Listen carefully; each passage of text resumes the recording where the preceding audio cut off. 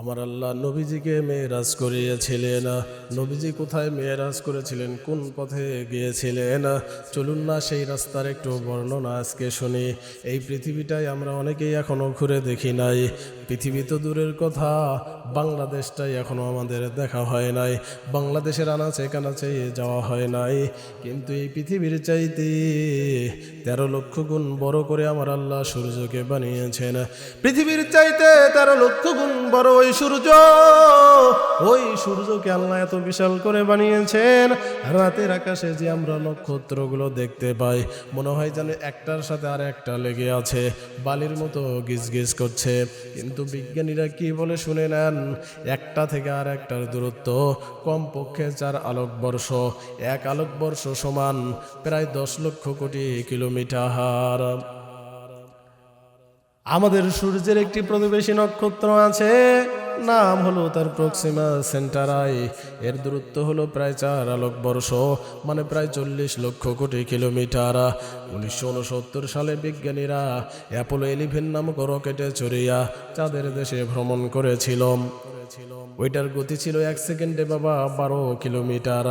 ওইটাতে উঠিয়ে তারা চাঁদের দেশ ভ্রমণ করেছিল।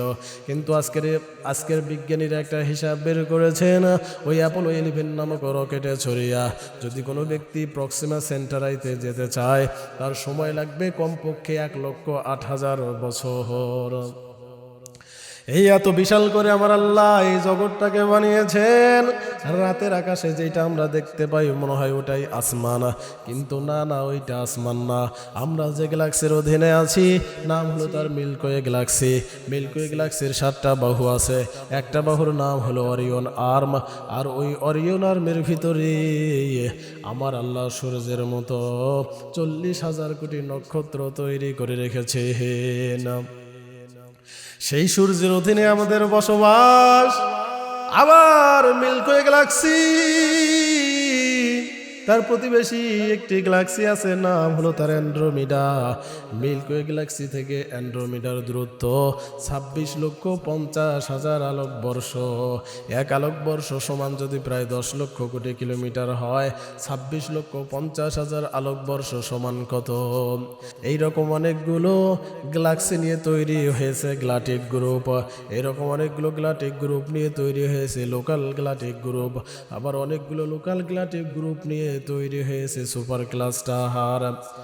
এর ভিতরে আমরা যেই সুপার ক্লাস্টারের ভিতরে আছি নাম হলো তার লানিয়া কেয়ার ব্যাসার্ধ ভাবা কত? এর ব্যাসার্ধ হলো প্রায় 55 কোটি আলোকবর্ষ। অ্যাপোলো 11 নামক রকেট তো দূরের কথা, আলোর গতি হলো 1 সেকেন্ডে 3 লক্ষ কিলোমিটার। বিজ্ঞানীরা আজকে জবাব দিয়েছেন, কোনো ব্যক্তি যদি আলোর গতিতেও ছুটে চলে, কোনো ব্যক্তি যদি আলোর গতিতেও ছুটে চলে, লানিয়া কেয়ার এক প্রান্ত থেকে আর এক প্রান্তে যেতে সময় লাগবে কমপক্ষে 55 কোটি বছর। এইভাবে অনেকগুলো সুপার ক্লাস্টার নিয়ে তৈরি হয়েছে লোকাল সুপার ক্লাস্টার।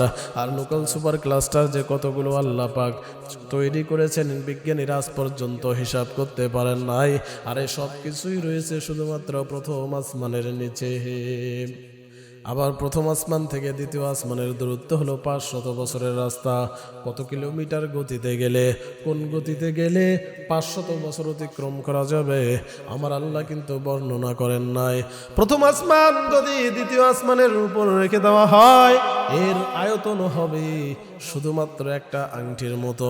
প্রথম আসমানটা যদি দ্বিতীয় আসমানের উপর রাখা হয়, মরুভূমিতে একটা আংটি রাখলে যতটুকু জায়গা দখল করে নেয় ততটুকু জায়গা দখল করে নেবে। আবার তৃতীয় আসমানের কাছে বাবা একটা আংটির সমান। তৃতীয় আসমান চতুর্থ আসমানের কাছে একটা আংটির সমান। চতুর্থ আসমান পঞ্চম আসমানের কাছে একটা আংটির সমান। এইভাবে ষষ্ঠ আসমান সপ্তম আসমানের কাছে একটা আংটির সমান। সপ্তম আসমানের উপর রয়েছে আমার আল্লাহ তাআলার কুরসি।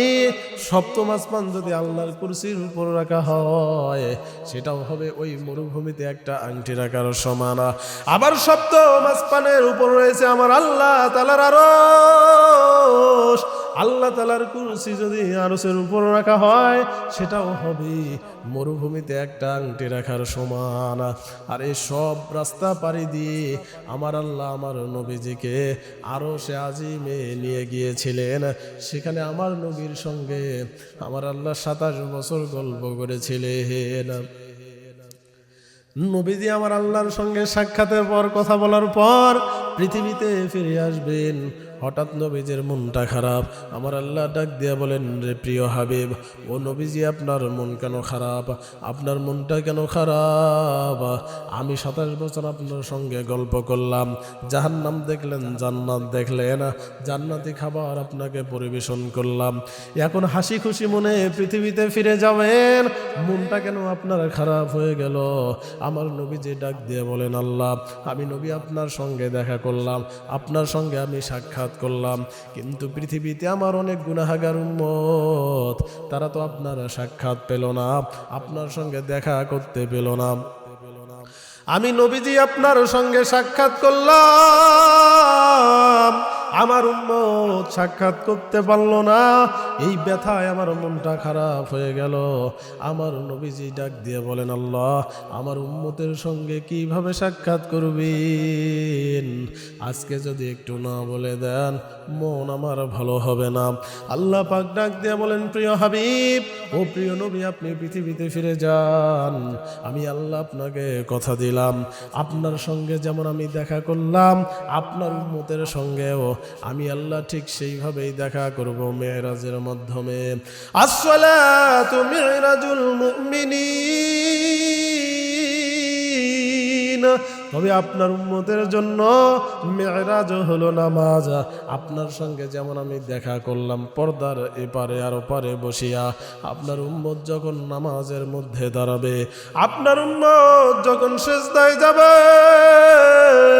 ওই সময় এটাতে আপনার উম্মত আর আমি আল্লাহর মাঝখানে একটা পর্দা ছাড়া আর কিছুই থাকবে না।